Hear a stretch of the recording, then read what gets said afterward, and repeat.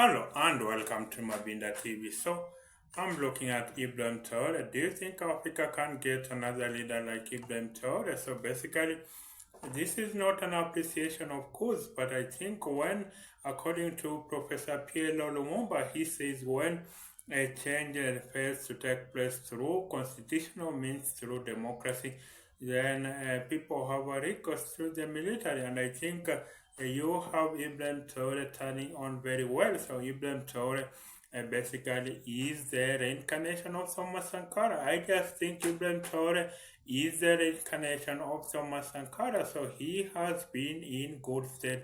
And I think that is the way African leaders are going to be. So if you are going to be a leader, then basically work for your people. If you are going to be an African leader, why don't African leaders work for their people? They work for the West, and I can tell you, an African leader that works for their people, they want to be removed from power by the West. You have all these presidents, Yoweri Museveni, William Ruto, Bola Tinubu, Cyril Ramaphosa, Emerson Mnangagwa. They want to be, they are working for the West. Of course, you are going to say, but the West does not choose our leaders. We choose our leaders ourselves, but I don't think so.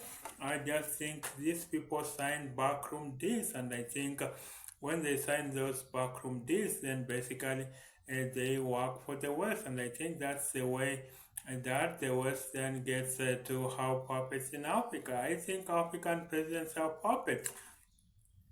African presidents are puppets. That's why then Africa does not develop. Despite Africa having immense mineral resources, we don't develop because these people are working for Western puppets. And I think when they work for the West, we get nothing. We really get nothing. And this is why I think we need to be able to have African leaders that can work for us. Why don't an African leader just work for us for a minute? Why don't they work for us? Look, 6 years after independence, we don't have jobs. Youth don't have jobs. We don't have drugs in our hospitals. We don't have running water in our homes. We don't have electricity in our homes. So you can see that basically Africa is chronically mismanaged. Chronically, Africa is mismanaged, and that's why you get those resources freely flow to the West. And I think what you have in Africa, I think these people sign this so that you will develop your people only to a certain extent. That you will develop your people only to a certain extent. That is basically, and then the rest of the resources will freely flow to Western countries. I think those are the kind of deals that these leaders sign on, and I don't think it's a good thing. I don't think it's a good thing. I just think that this makes us to be indebted to Western countries. Look at Africa. Basically, we have everything.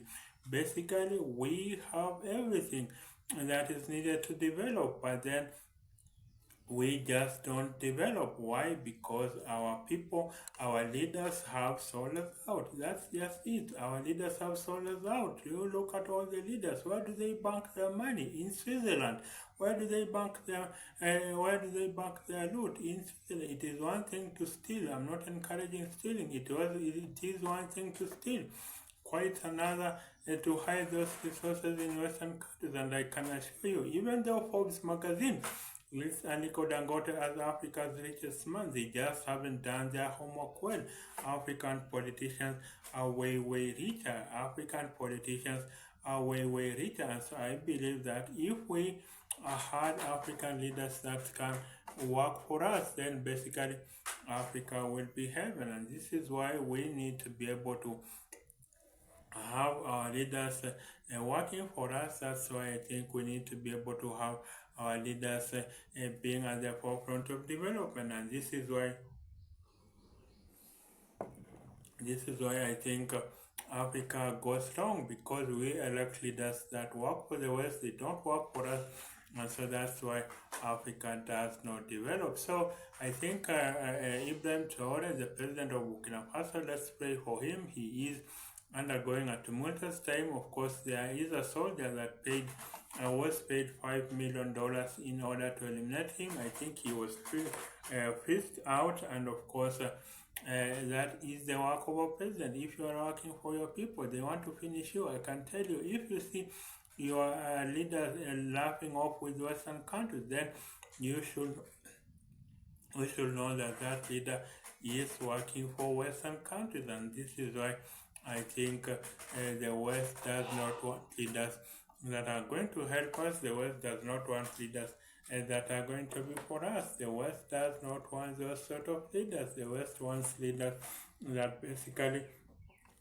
the West wants leaders that are going to ensure that resources freely flow. Look, we have gold, we have uranium, we have diamond, we have oil, we have copper, we have titanium. We have all these mineral resources. We have all these mineral resources. Africa is the richest continent in terms of mineral resources, but our people are the poorest in the world. Why that dichotomy? Why that dichotomy? That is, we have immense resources, but our people are the poorest in the world. So why is it so? And I think when we decipher that, then that is the way we are going to ensure that our people, and that is the way we are going to ensure that our people are going to have a prosperous life. I think Africa can easily be a $30 trillion economy. Look, if the mineral wealth potential of DR Congo alone is $30 trillion, then basically I think that the mineral wealth potential, and then the potential of Africa is even $200 trillion.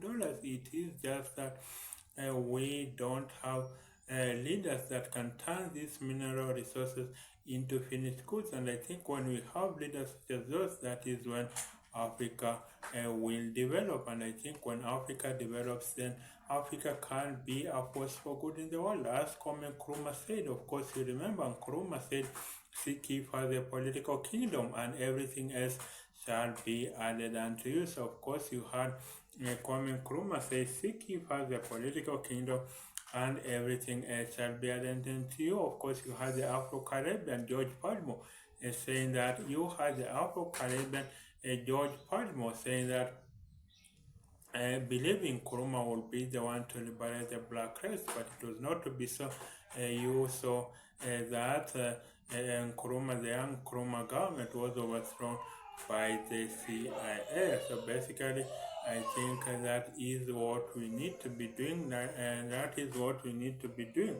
And I think Africa is in good state. Africa is in a good place. I think we just need to have more leaders like Ibrahim Traore, and that is how we are going to ensure that this continent is going to be elevated. Each and every African country must work to be able to have